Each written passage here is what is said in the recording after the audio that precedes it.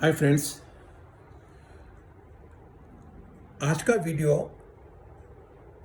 बहुत simple subject पे है और शायद आप लोग हंसोगे कि मिस्टर वर्मा ने ऐसे वीडियो कैसे बनाने शुरू कर दिए।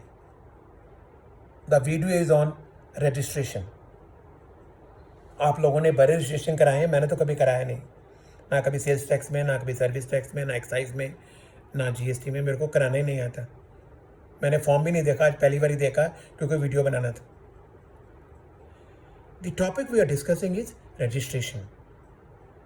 अगर आप इस वीडियो को ध्यान से देखते हैं और समझ सकते हैं तो ये वीडियो आपको लाखों रुपए दे सकता है, आपके क्लाइंट्स की भला कर सकता है, आपके दिमाग की जो ओपिनियंस निकलती हैं उसमें काफ़ी बड़ा वैल्यू एडिशन कर सकता है। आप सब लोग इंटेलिजेंट हैं, there is no doubt about it.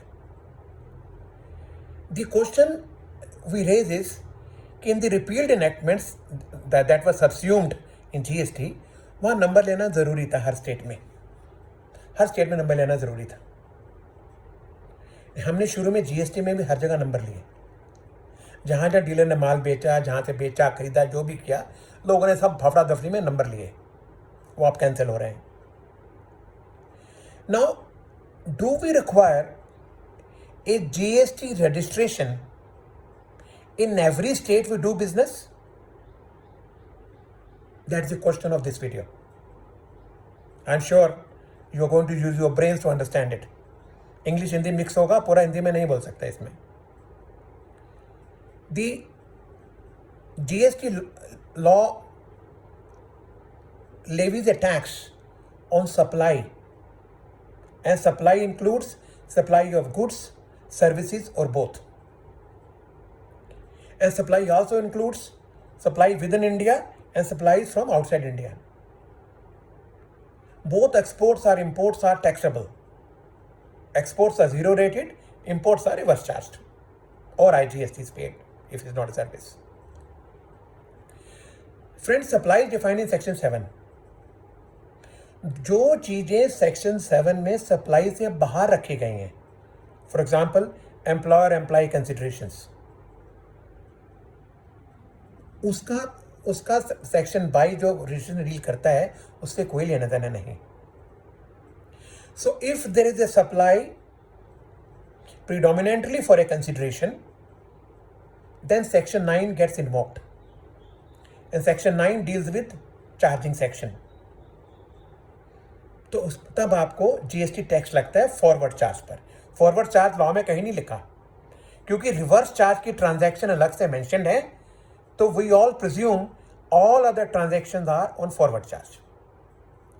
Now what does section 22 से? Section 22 says every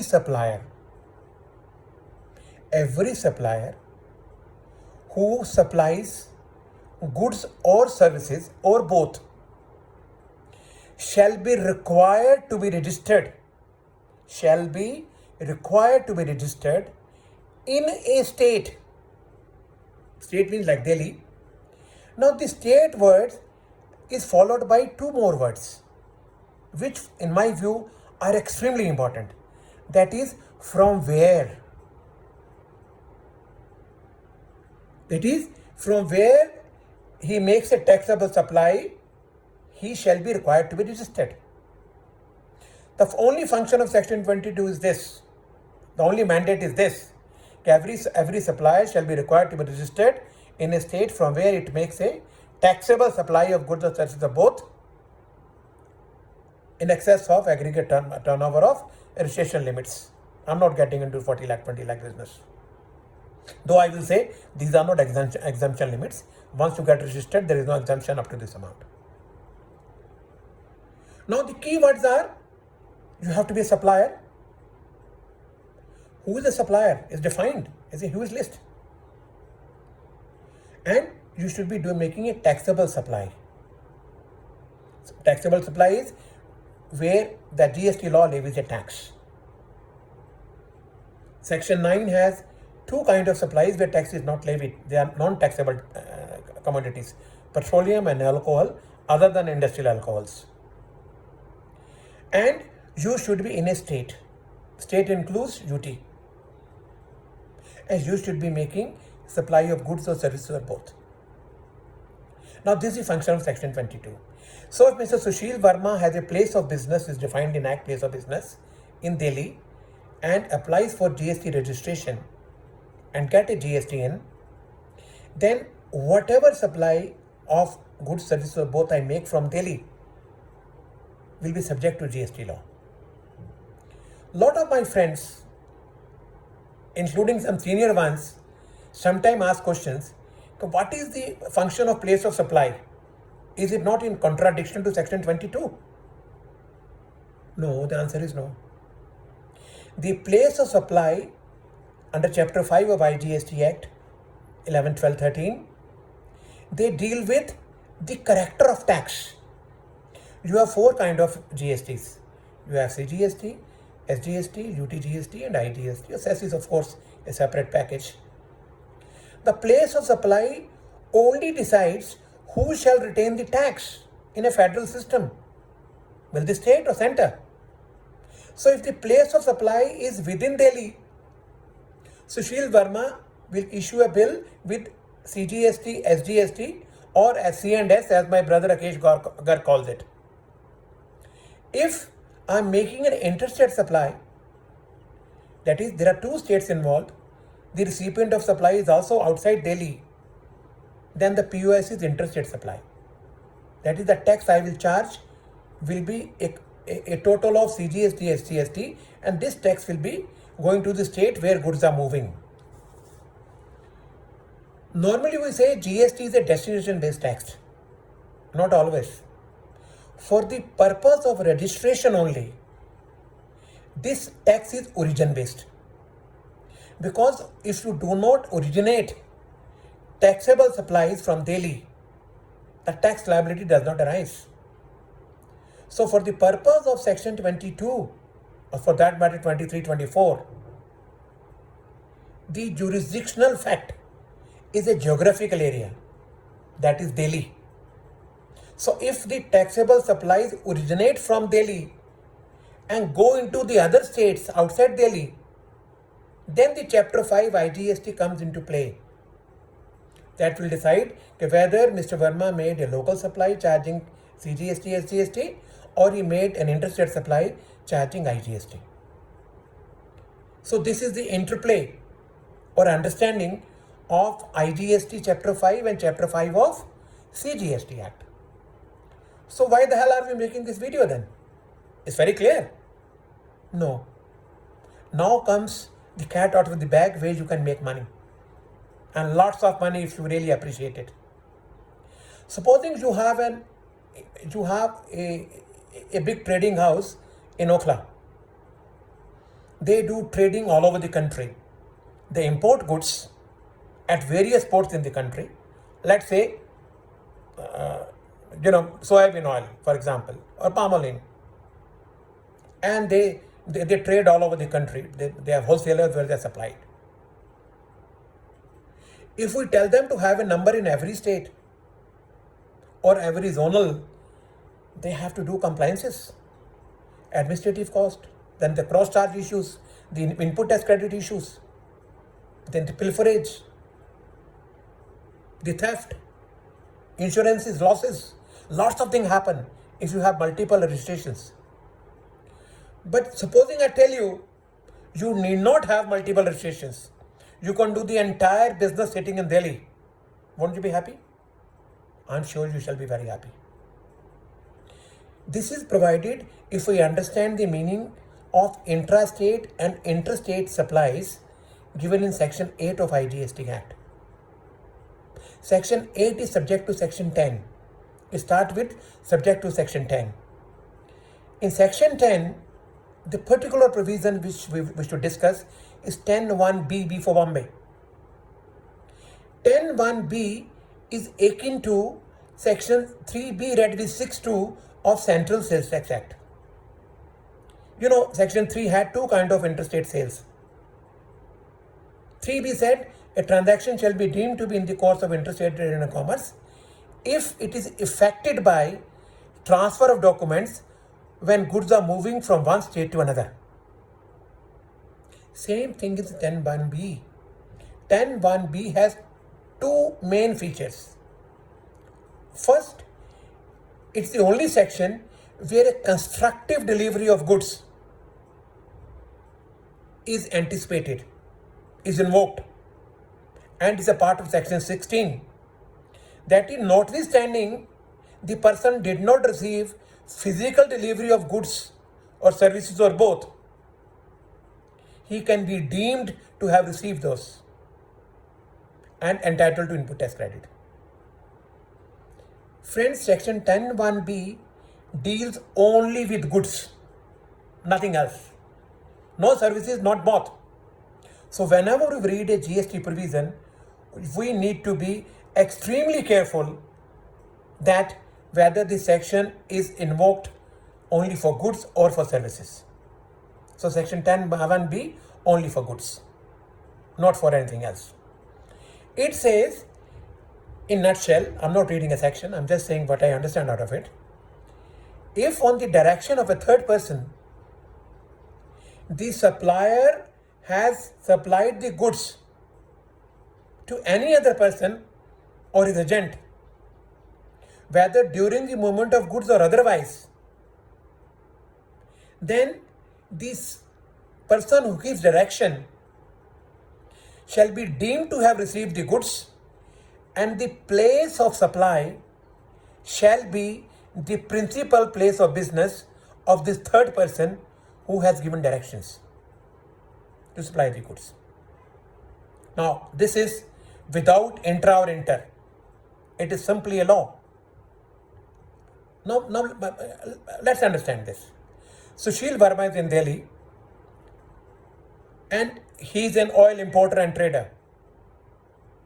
He imports oil at Mumbai port, where he hires the storage tanks under the port management, gives rent, and wants to sell the oil direct to the customers from Mumbai itself. Because if he gets the goods in Delhi, it's virtually impossible. Or he must have a number in Maharashtra, which he doesn't want to have, because he has no other business. All his contracts, agreement to sell, his billing, his payments all come in Delhi. Now, section 11, if you read IGST Act, and transaction of import is deemed to be interstate supply. So you pay IGST to release the goods. Now, you are sitting in Delhi.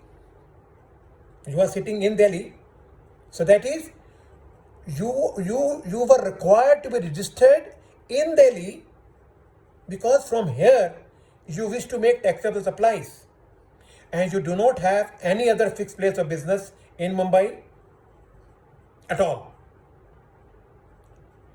So once that is the law, you want to make now, from where will you make supply? Delhi. So sitting in Delhi, using GST number of Delhi, using GSTN number on e-way bills of Delhi, you can make interstate supply of oil from Mumbai to any other place, charging IGST. This is one issue. You need not have registrations. Gandhari Oil Refinery and Sonkamal Enterprises. These are two Maharashtra advance rulings which you must read to understand a little more better. Now, let's talk of service. Supposing Sushil Verma is in Jaipur.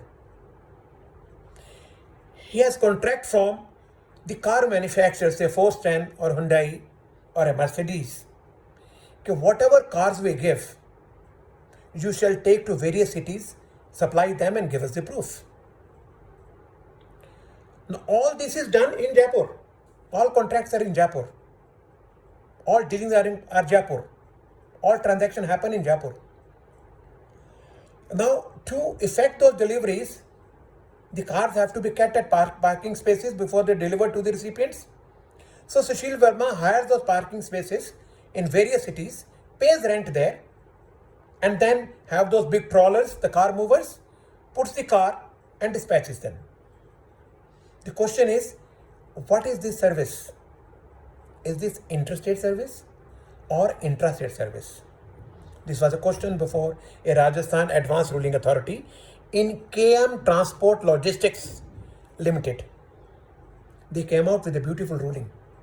They say, no, the place of supply as well as the registration and all things are done in Jaipur.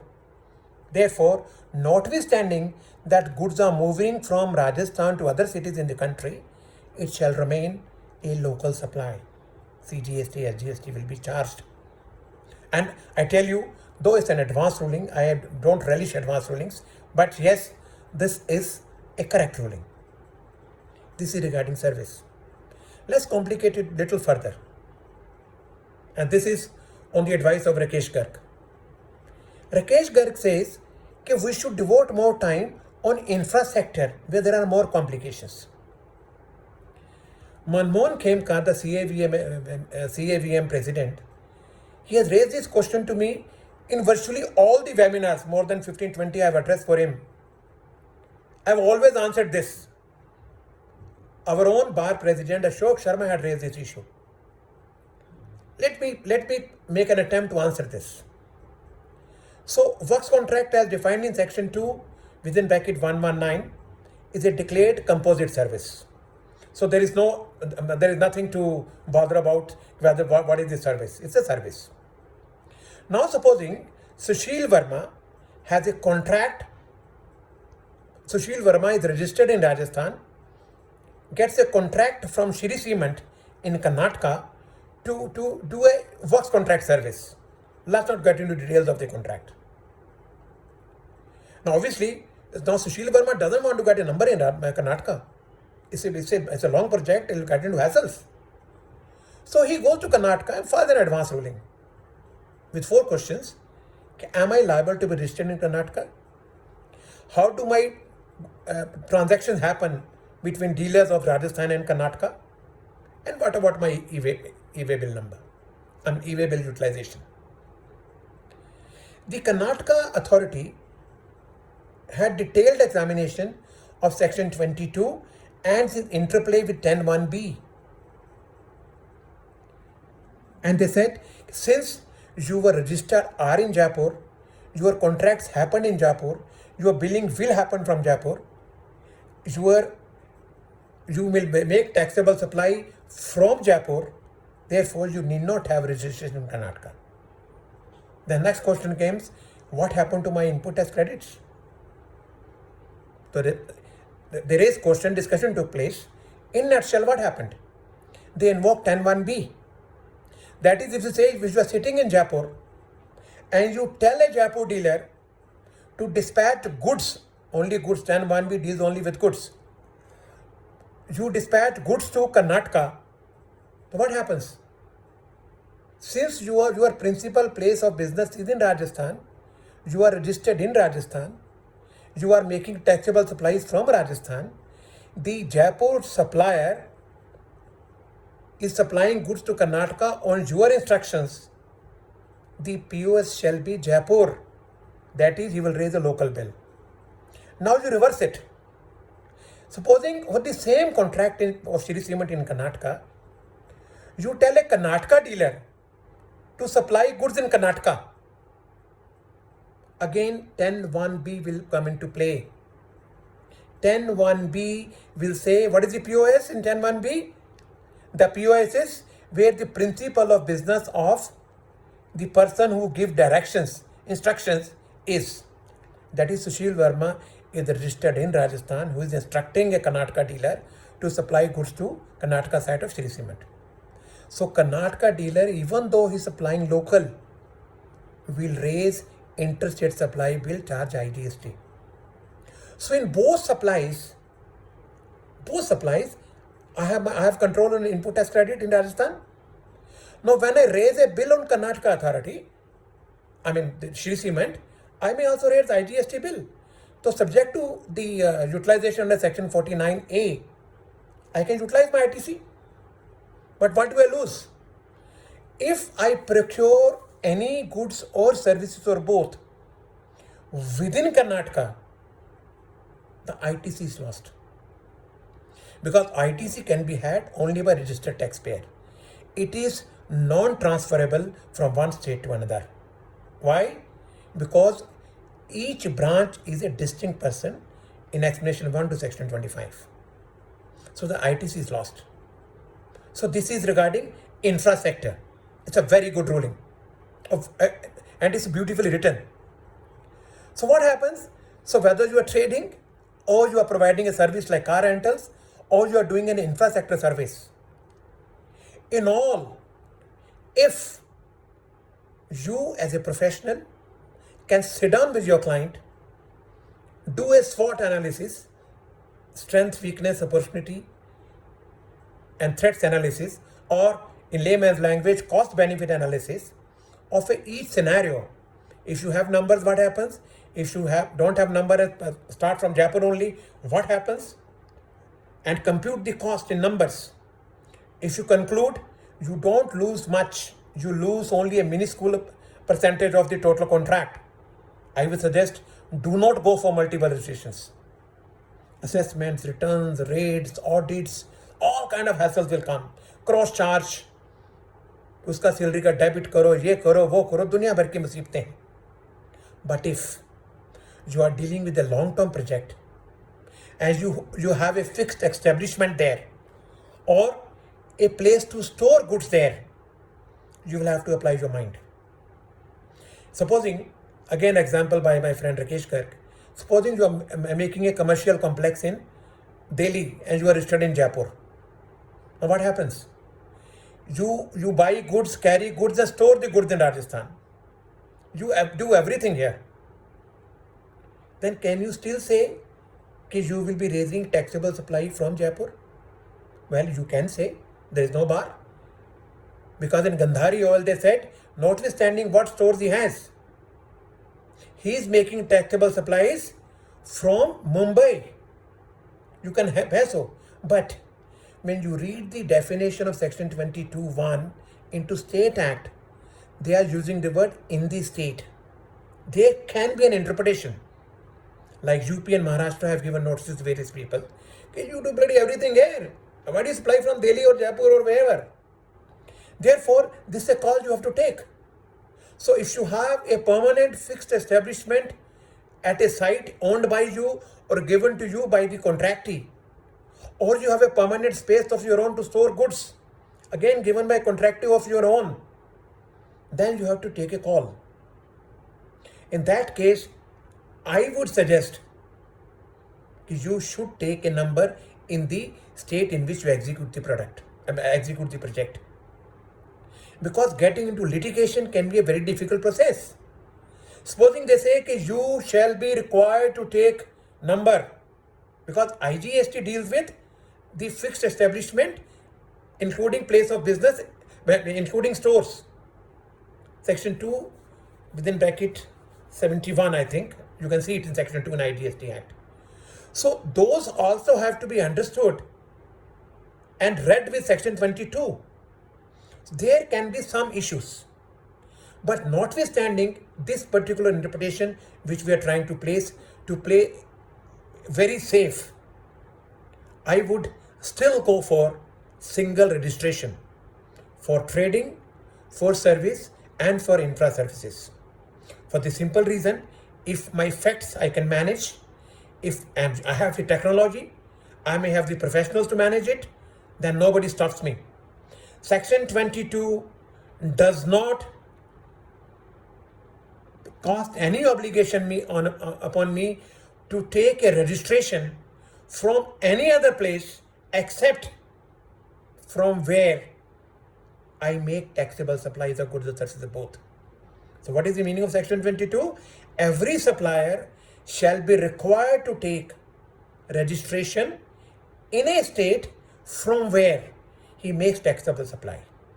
So in a state from where he makes taxable supplies has been interpreted by 7-8 advanced rulings. Now, few of them I am giving you: Gandhari Oil Refinery, Maharashtra; T&D Electricals, Karnataka; Jamin, Rajasthan. In Jamin, they took a view: if you have a fixed establishment in Rajasthan, you should take number in Rajasthan.